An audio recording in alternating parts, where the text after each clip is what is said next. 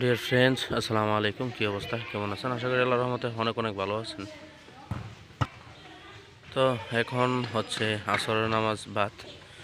এই সময়টা পোলাপান অনেকটা খেলাধুলার মধ্যে সময়টা অতিবাহিত করে থাকে, বা ওরা এই সময়টা স্পোর্টসের প্রতি অনেকটা মনোযোগী হয়।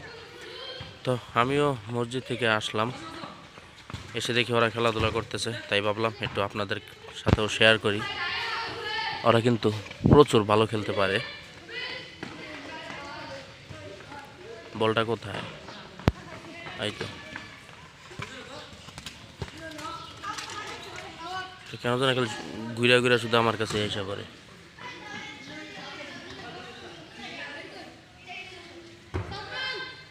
কঠিন একটা শট হয়েছে।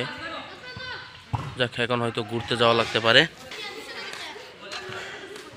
আমরা প্রতিদিনের মতো বিকেলে একটু হাঁটতে যাই, যেহেতু সারাদিন প্রচুর বৈশা থাকা লাগে। বাচ্চাদেরকে তো ওই বৈশাই ক্লাস নিতে হয়, যার কারণে ওইরকম একটা হাঁটা চলা হয় না। এই জন্য আমরা বিকেলে যাই ওই একটু হাঁটাহাঁটি করার জন্য।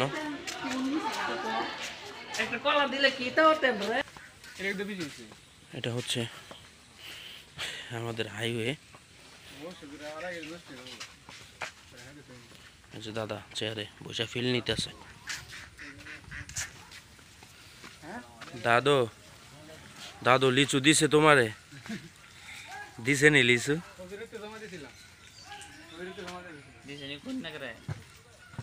দিছে নি লিচু? দিছে। ওই আমাদের মাদ্রাসার গাছে প্রচুর লিচু হয়েছিল, দাদায় বাগে পায় না, এই জন্য কান্নাকাটি শুরু করে দিছিল।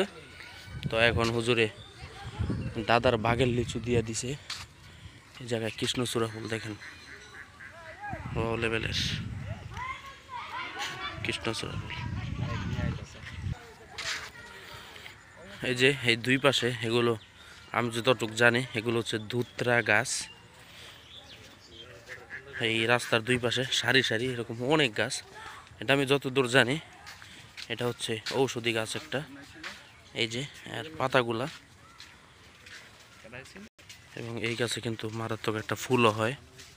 এই যে কলি এবং ফুল সহ আপনাদেরকে দেখাইতেছি।